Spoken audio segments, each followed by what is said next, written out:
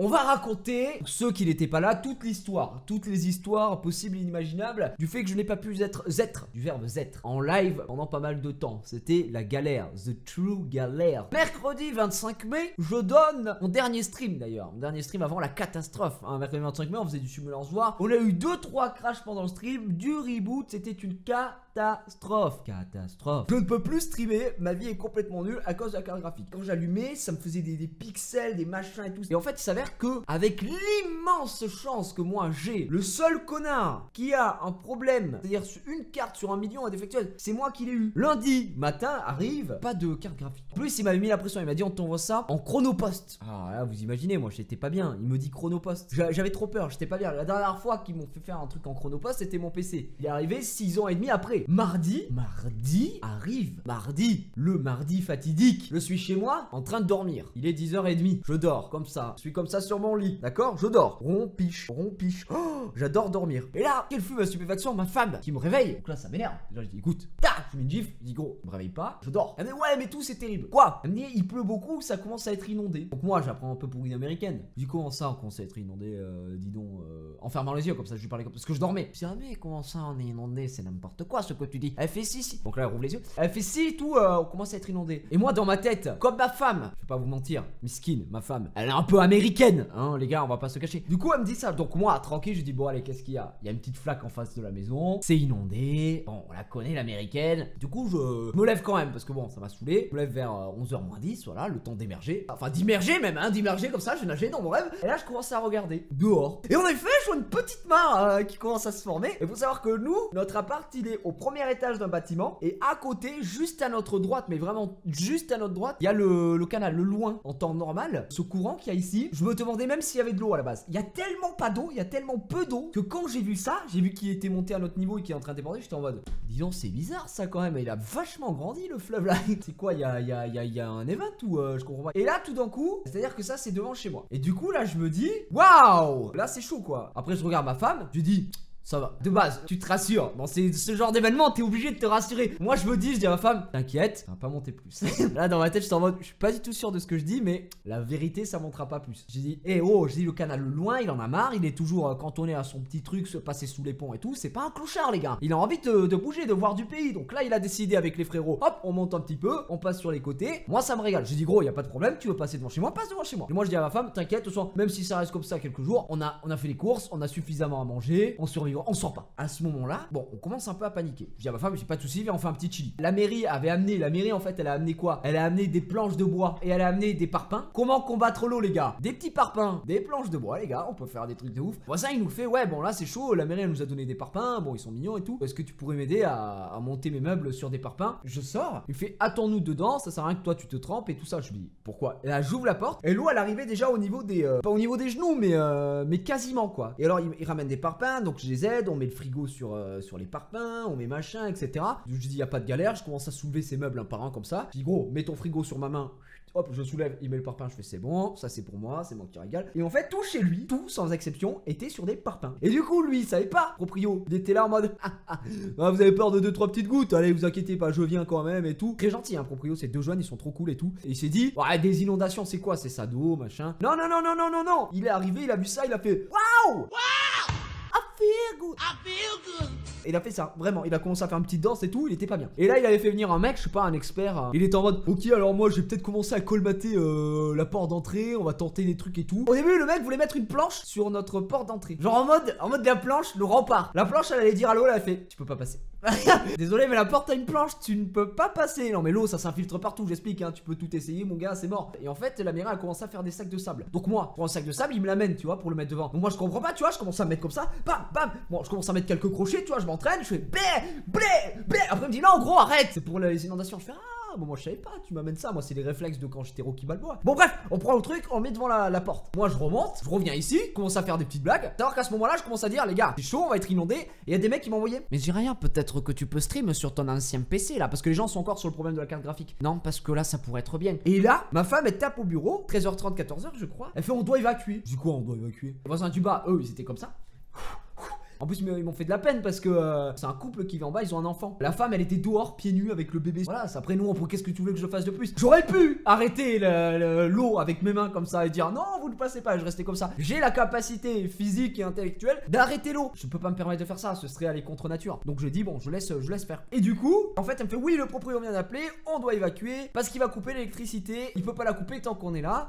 Voilà, donc il vaut mieux qu'on parte, qu'on ait un plan B, machin et tout ça. Bon, ma femme américanise le truc encore. Oui, alors là, ça va monter jusqu'au 6e étage. Bon, il n'y a pas 6 étages, bon, pas les couilles. Sinon, on pourra pas sortir, on sera noyé dans l'appartement. On ferme la porte, on va dans les escaliers, on commence à descendre. Et là, j'ouvre les yeux et je vois le couloir. Et j'étais pas bien. J'étais pas bien du tout. Il y avait de l'eau jusqu'à mes genoux. Stop. Je dis c'est pas bien ça, hein? Je regarde ma femme et j'ai dit excusez-moi, je pense qu'on n'est pas bien du tout. Bon, nous on prend les chats, forcément on prenait les chats. Comme j'ai 3 chats et que j'ai un Maine Coon, il faut savoir que c'est un chat qui est extrêmement volumineux, gros, fait à peu près 11 kilos. C'est surtout que nous on a acheté une poussette exprès où on met les 3, quand on les amène au veto, au moins on a juste à les pousser, on les fout dedans, on les pousse, on les comme ça, comme si c'était des enfants, on l'amène au veto, on ouvre, tac tac, elle fait les trucs, on remet dans la poussette, on ramène à la maison et c'est bon. Franchement ça nous a sauvé la vie parce que du coup on a mis les 3 chats dans la poussette, on fait une petite valise. Moi je m'attendais pas à ça, je sors avec la valise, je vois ça. Et je dis à ma femme, je dis, oh, je me suis pris un peu pour un américain, un acteur américain. Je me suis retourné, j'ai encore l'image, je vous jure, c'est vrai. Je lui ai dit, écoute, je descends la valise, je l'amène de l'autre côté de la rive. On appelait ça la rive, hein. À ce moment-là, c'était devenu une rive. Quand j'ai vu l'eau, j'ai fait, waouh, ça va être la galère. Donc je me suis retourné comme ça avec la valise, j'ai fait, ne bouge surtout pas, je reviens te chercher. Elle fait, mais pourquoi et tout? Je fais, il y a de l'eau partout. Il y a de l'eau partout, chérie. Je dois sauver le monde. Je vais prendre cette valise, on a mis tous nos portables, les clés, tout ce qui était, on avait tout mis dans la valise. J'ai pris la valise sur moi, j'ai fait, je reviendrai. J'ai mis le pied dans l'eau. J'ai cru que j'allais mourir. L'eau était à moins 10 millions de degrés. Je mets mon pied comme ça, je fais... Et là je me suis dit, la vie de ma mère, je suis un monstre. J'ai dit je suis un monstre, Je collais ça dans le couloir, je suis un monstre putain. J'ai pris la valise, je vous jure, je la tenais comme ça la valise, je l'avais sur ma tête comme ça et j'avançais. Et ma femme elle criait dans le couloir, elle fait, est-ce que ça va et tout? Je fais, je t'inquiète pas, je reviendrai te chercher putain. Je reviendrai, je te laisserai pas putain. Et donc là j'avance, les 2 portes étaient fermées. Donc en gros il y a une porte au mi-couloir qui est tout le temps ouverte. Elle est énorme, elle est hyper lourde. Et ben elle était fermée à cause de l'eau. Et du coup j'ai dû tenir la valise comme ça, l'ouvrir de l'autre main comme ça. J'étais en mode, ok, tu viendras pas à bout de moi putain d'eau. J'ai ouvert la porte, normal. Vous avez l'air con quand vous marchez dans une piscine pour les enfants où tu marches comme ça, tu galères. Bah c'était pareil. J'étais comme ça. Je faisais des remous comme ça. Je prenais l'eau comme ça. Je la renvoyais un petit peu dehors, je dis t'inquiète. Là j'arrive devant la porte, je galère à ouvrir, j'ouvre comme ça. Hop, je tenais toujours la valise. Et là devant moi, qui me barre le chemin? 2 putains de sacs de sable. À ce moment-là, donc je vous le dis, l'eau elle arrive à mes genoux là. Ah putain, les sacs de sable. Et comme ce sont des petits escaliers qui font, c'est des petites marches en fait. Donc sur le côté, bah là c'est directement le trottoir. Il fallait que le sac de sable était là, il fallait que j'escalade. Et donc là je tombais directement dans l'eau. Donc j'étais pas bien. Quand c'est recouvert d'eau et que vous voyez plus rien, parce que c'est de l'eau qui est dégueulasse, hein, bien sûr. Tu sais pas ce qu'il y a en dessous, tu sais pas où est le trottoir, tu sais pas où est la marche. Donc là je fais comme ça, j'enjambe. Et bah forcément, comme c'est plus bas, l'eau qui était là, bah elle va monter. Et là elle m'arrive ici. Ah l'instant m'arrive au zboob. Mon corps réagit normalement, c'est-à-dire que là mes burnes, qu'est-ce qu'elles font? Elles ressentent l'eau glacée arriver sur elles. Mes burnes elles font ok, pas de soucis, créons un champ atmosphérique autour de tes bourses pour te protéger.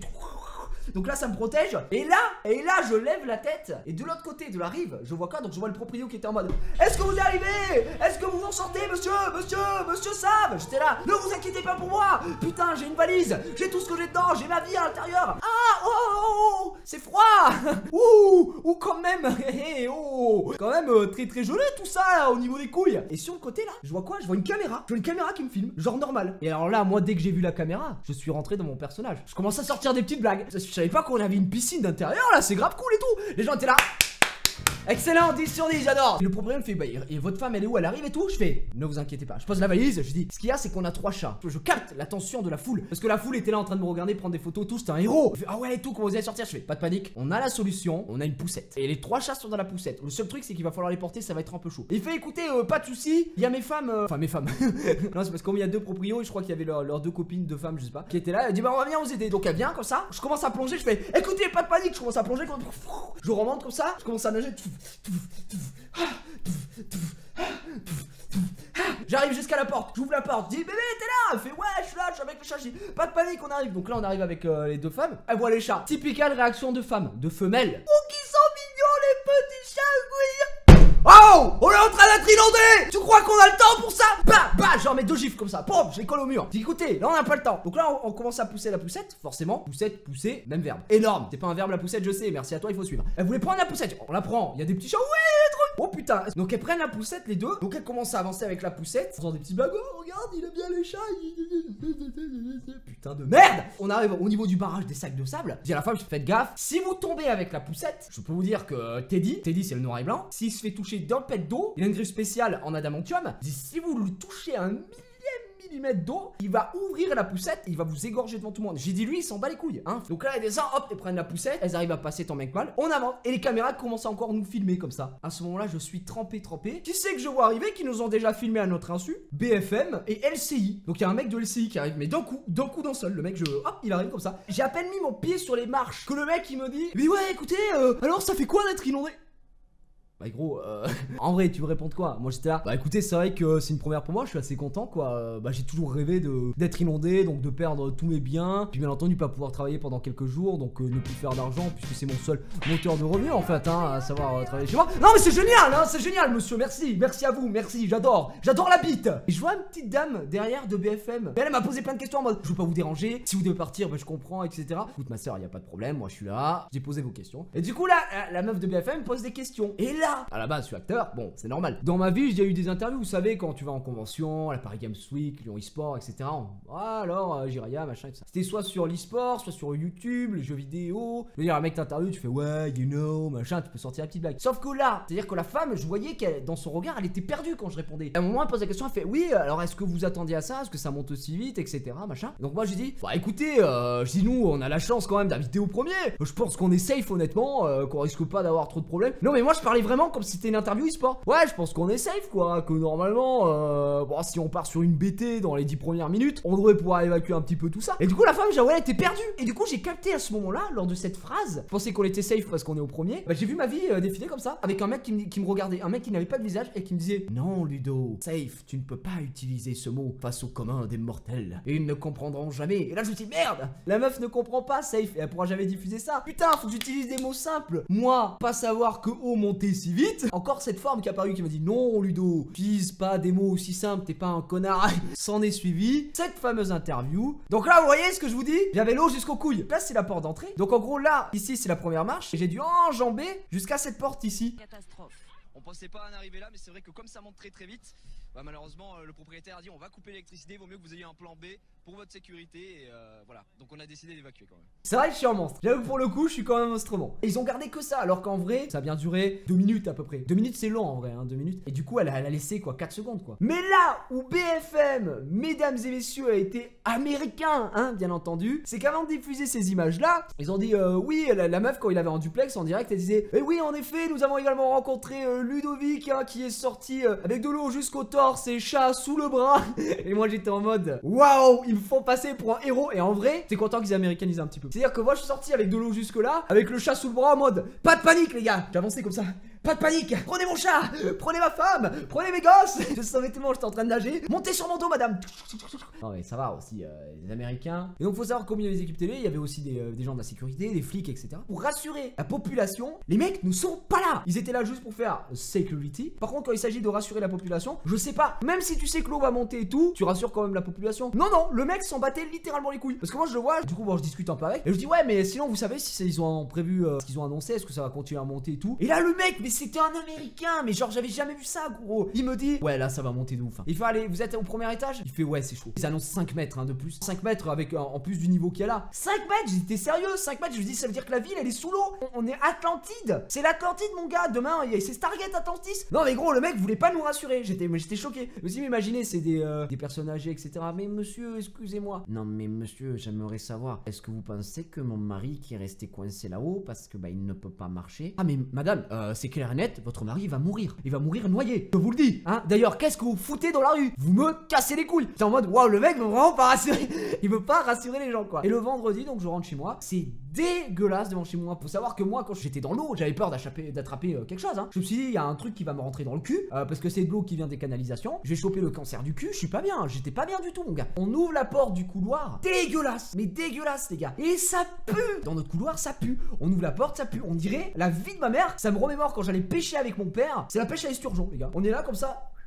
Eh putain, oh Philippe, ça mord hein, ce soir, ça mord de ouf. Et gros ça c'est dans mon couloir, donc ça va aussi. Et il faut savoir que le jour même, donc mardi soir, quand je suis sous l'eau, mais littéralement sous l'eau, je reçois un petit texto de Chronopost. Bah écoutez, l'envoi de Topacha sera livré le 1er juin 2016, donc le lendemain, le mercredi. En cas d'absence, rendez-vous avant minuit sur le site Chronopost. Et moi je regarde ça et j'avais envie de pleurer. Je vous jure, j'étais comme ça, je dis se foutre de ma gueule. Et vendredi, le jour où je rentre, je reçois un texto de Chronopost. Ils me disent on a déposé le colis dans un point relais. Et maintenant je peux streamer, je peux vous raconter cette histoire d'inondation. Je suis remonté des profondeurs comme ça. Voilà la fin de mon histoire. J'espère que vous avez apprécié. C'était une journée chez Jiraya en pleine inondation. Le petit plaisir des inondations, on va pas se le cacher.